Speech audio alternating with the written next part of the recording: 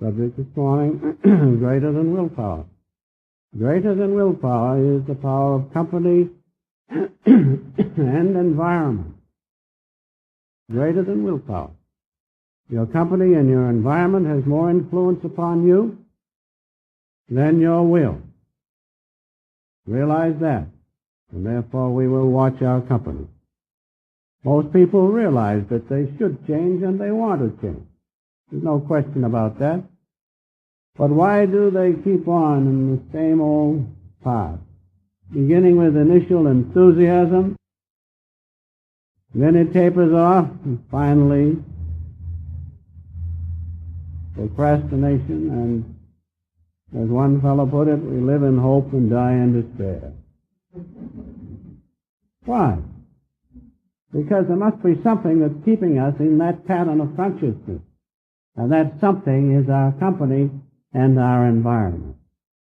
Realize that. And so it is very important to watch that.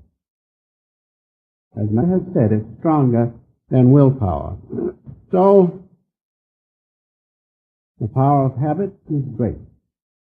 In fact, our lives are governed by the power of habit. And yet, man has the power through his will to improve himself and to change. Because man's will, when coupled to God's will, is supreme. But it cannot operate due to the hold which environment and company has upon his consciousness. And that applies to each one of us. Let us understand that. We have the power. We have the power, but there are conditions. That's what Master meant when he said that willpower, greater than willpower, is company and environment. We can do that, but we must avoid these things because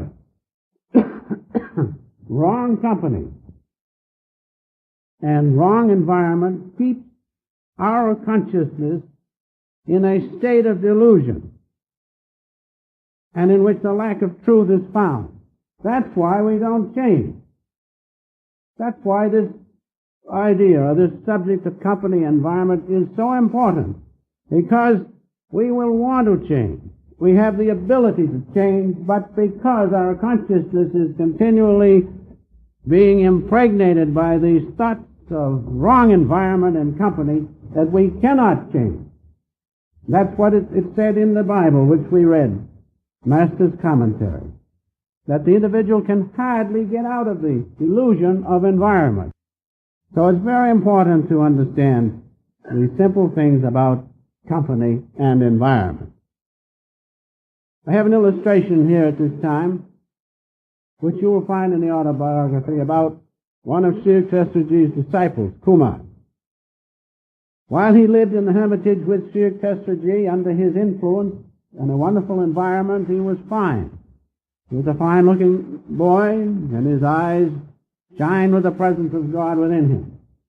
But then there came a time when he wanted to change his environment and go home, which in itself was not of too great consequence, except at that time, due to his karmic condition, it were well if he listened to Sri Yukteswarji, who tried to suggest that he do not go home at that time.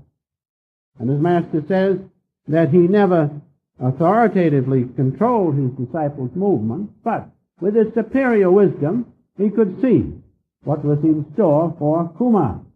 So Kumar went home, and he got into environment which was not good for him. And we read the end of the reference as follows. The boy would never have fallen to these depths had he listened to me and not gone away to mix with undesirable companions. He has rejected my protection. The callous world must be his guru still. He has to learn by hard knocks, for not listening to the advice of one like Sri Yukteswarji. And so when he came back, when he returned, instead of having that glow of divine presence within him, he looked like an ordinary peasant. And so the power of environment is extreme, and we must not underestimate it. Of course, Kumar made his mistake of not listening to the voice of God through the channel of theocracy. And so, environment is a very great influence in our life. If you're good, if your environment is good, you will have peace and happiness. If your environment is not good, there's only one thing that can result, and that is restlessness of your mind, which is not conducive to spiritual advancement. So there are two ways. You go towards a good environment where you're lifted up toward God, or to that environment which is not desirable, where restlessness comes in, because the world consciousness is restless. There's no question about that. And when you're in that, your mind is restless. Now, you may not be doing anything extremely evil or sinful, but nevertheless, it's not of God. That's the important thing. It's a restless environment, and you are kept in that restlessness. You may want to be good, you may want to follow God's wishes and Master's wishes, but you cannot do it due to the restlessness of your mind. And so that's the important thing about environment. People say, oh, I mixed with good people, and they're all right, but they're all restless, because that's the law. As the Gita says, all men walk the earth wholly deluded. And so when we mix with that type of those people, we become deluded also. And so the key to environment is as follows. And this is the law of environment. If you'll remember it, it may help you to keep out of the wrong environment. When you mix with worldly people, you become worldly. When you mix with good people, you will become good. But when you mix with God, you become godly. Now, is there any doubt in your mind where your environment lays? It is in the presence of God within. We have right within ourselves the supreme environment of God's presence. Whenever you can, through the exercise of will and discipline, lift your gaze from outward consciousness to the point between the eyebrows. There you see the light of God. There, in of that light, you feel His nearness. You know He is with you. You know you are never alone. Can there be any environment superior to that? That's why the teachings of self-realization are so wonderful. They give you the ways and the means to contact that environment. Not having conditions just so and so and so and so, and nobody around bothering you, or this one calling you and all that, and this child crying and all that. In spite of those things, you can lift your consciousness to the light. You're in the presence of God. Now, isn't that supreme environment? So, to do that, though, we must keep away from wrong environment until we get the strength and the power to put our consciousness there. So, environment is very important. Very, very important, and it plays a great part in our life. Now, the greatest environment, I said, is God. And what is God? We say this over and over and over again. Some heed it, some get busy, some, as I said in the beginning, just drift along lackadaisically until the end comes and relieves them of all their troubles for a while. And back they come again to go through it again. Who wants that?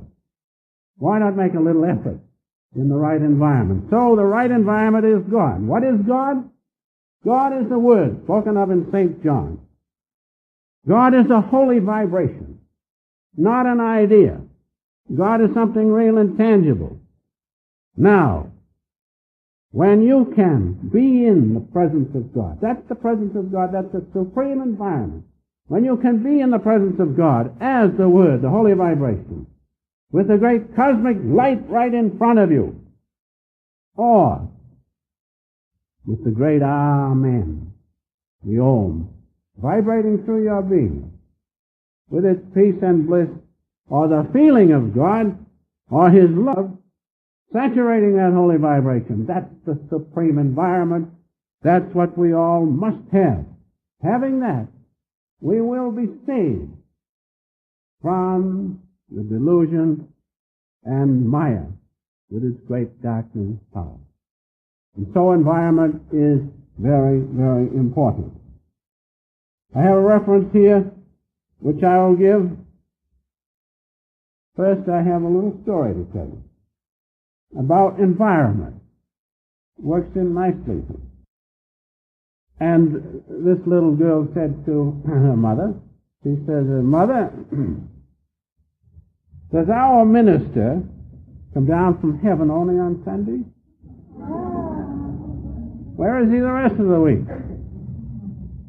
That reminds us of the Scotch lady who said, our minister is incomprehensible on Sunday and invisible the rest of the week.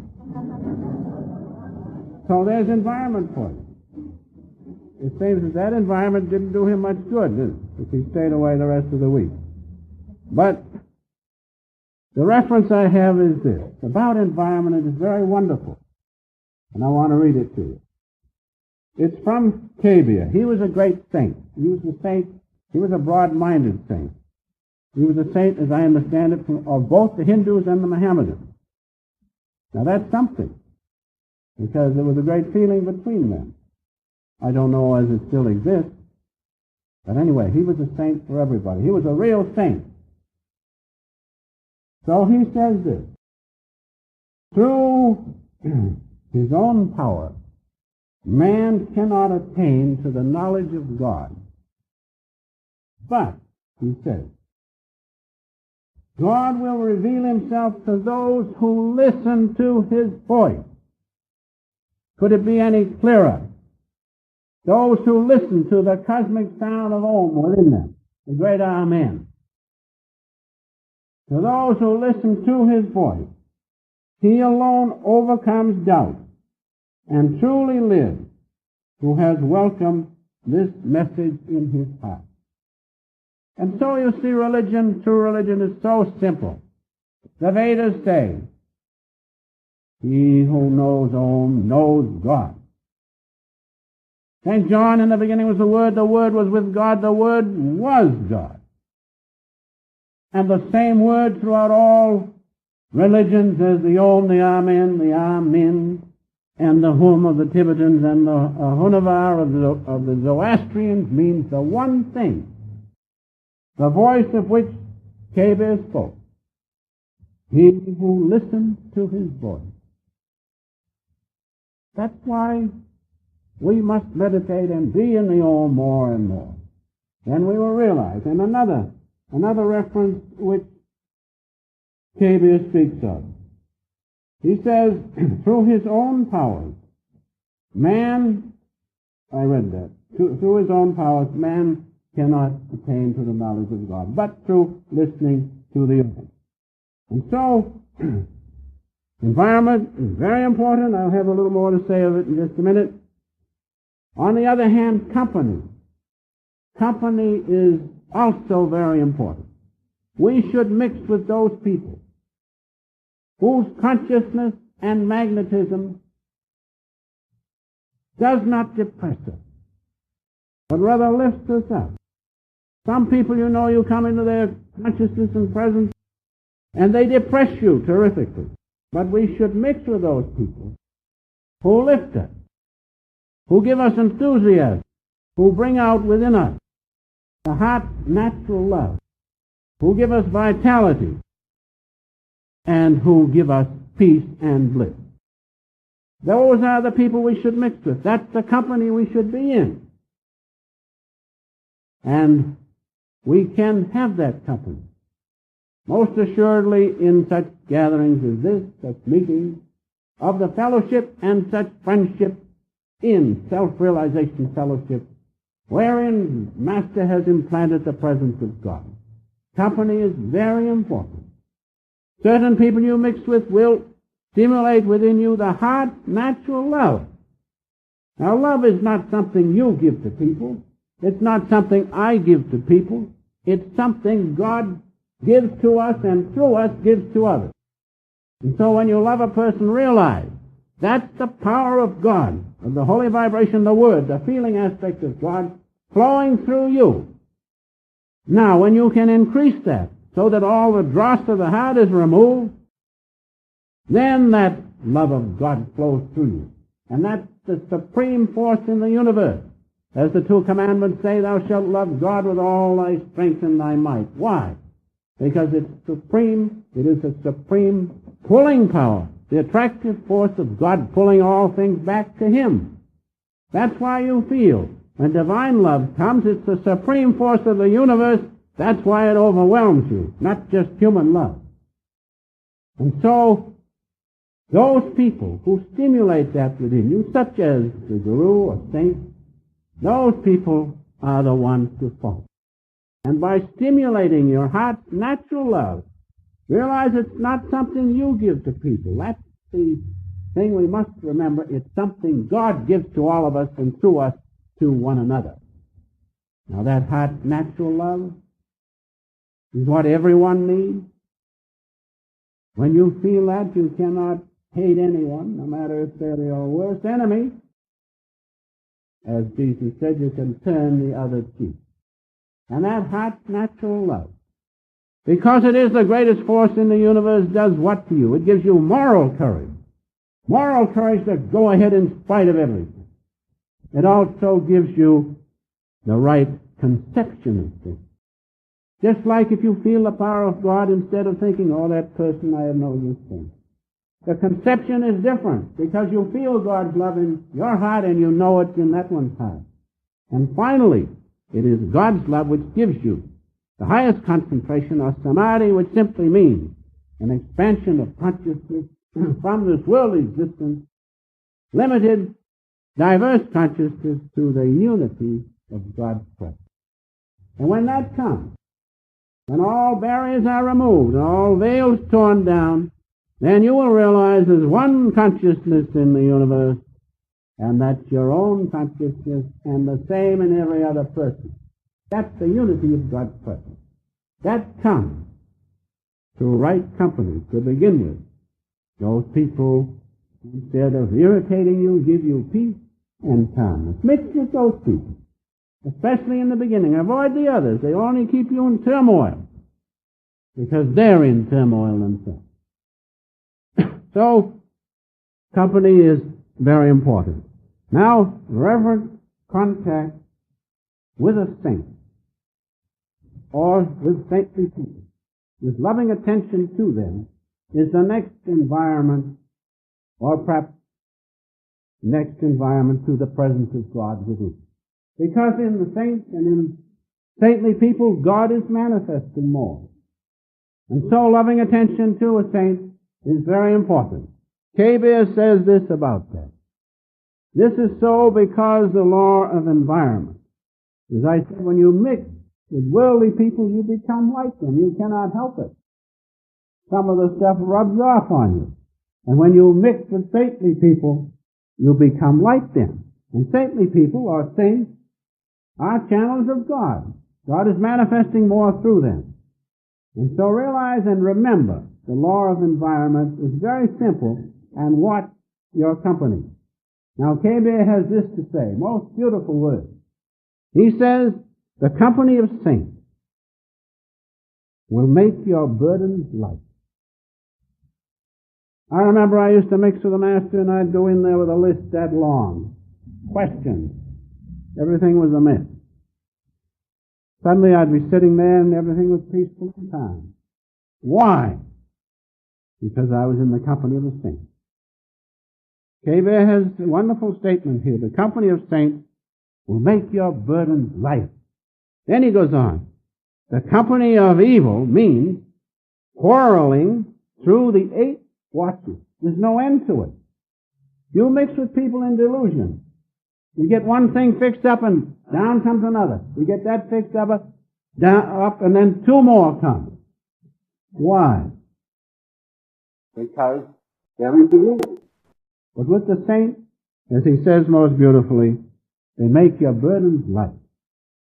Then he goes on to say further, through the association with a sadhu or a saint comes the remembrance of God. That's why it's so important to mix with people of realization, because you imbibe from them. Having tasted it, you want to get that. You want to secure that for your own. And so Kabir is a very wise man. Finally, he says this: the whole system is in a harmonious condition.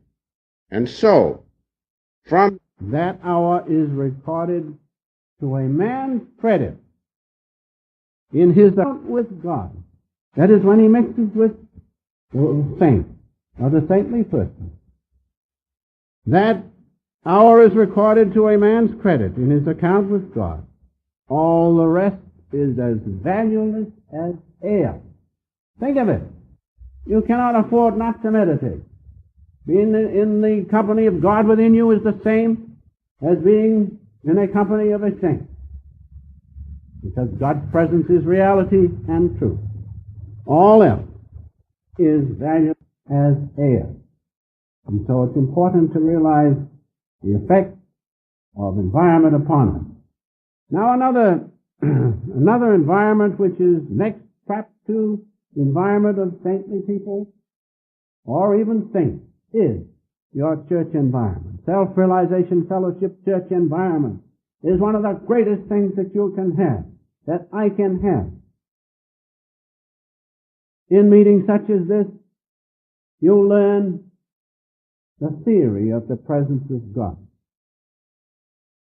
In such meetings as meditation meetings, which you had before this meeting, and which you have other nights, Sunday nights and Friday nights, there you realize the presence of God.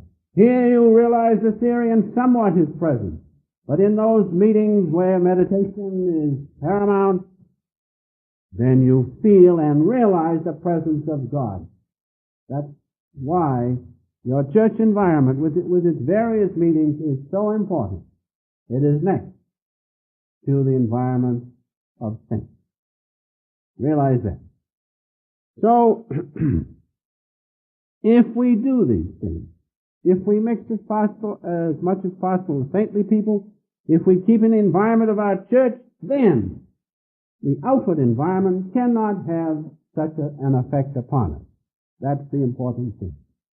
The outward environment, which we are all subject to, whether we like it or not, it cannot touch us if we keep our environment here with our church and in meditation with the presence of God.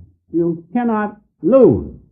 If you do not do that, you're bound to lose, because that's the law.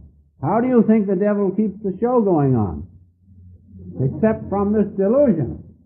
So he wants you to not attend the meetings. Oh, you don't feel well this morning, you stay home, you worked hard. You had a hard week. Rest today. But when you make the effort, something inside says, no, go. You go, and I'll bet you when you get through with the meeting this morning, you'll feel better. You cannot help it, because God's presence is here.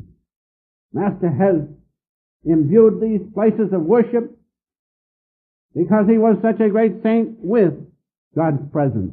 And that's why we all feel relieved and free and blissful when we attend these meetings. Your church environment is very important. And so,